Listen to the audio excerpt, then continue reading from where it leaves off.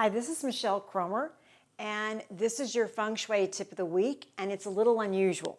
But I wanted to talk about what the energy is in the national conversation the last couple of weeks, and that is suicide, based on the two iconic figures that we've heard committed suicide, Kate Spade and Anthony Bourdain. And I believe that this has really hit a nerve in our consciousness because we felt like we knew these people. I don't know how many Kate Spade bags I have, but it's a lot.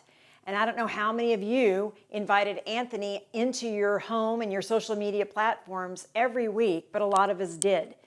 And we thought they had it all. So I wanted to take some time to talk about this particular energy because that's what Feng Shui is. Feng Shui isn't just the superficial moving stuff around. It's deeper than that. And I wanted to share with y'all that many of you may feel this hopelessness. And I know this because I have felt it too, and I wanted to share you my experience. When my daughter died, I felt so depressed. It was more than that, actually. It was a complete lack of hope in my life, and I was so numb for so long. And I remember one day I got up and I brushed my teeth, and that's what I did. And that was an accomplishment. And I'm not going to tell you that things get better, that you can, positive energy, this kind of feeling away. But I want to share with you how I got out of the depths of this horrific numbing feeling, the hopelessness. And that is, I decided to connect to my grief in a meaningful way through service. And since I lost Catalina, I decided that I would help others that lost their daughter. So that's when I started my foundation in Ciudad Juarez in the city of Juarez. If this camera could move and point, you could see the mountains of Mexico from my window.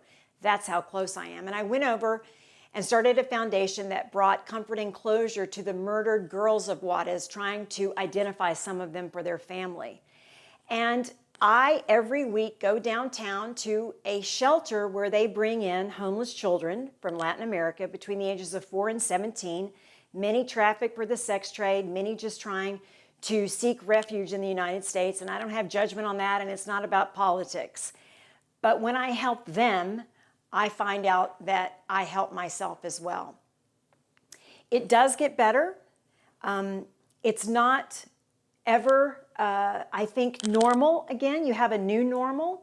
But I believe finding meaning in your numbness and finding meaning in your hopefulness really will help you.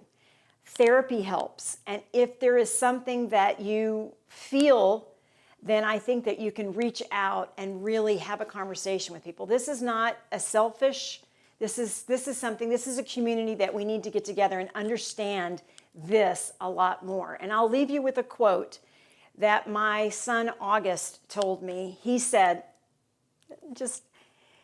that if life is like a clay cup, then sorrow carves a hole in that cup so that it has the capacity to hold more joy.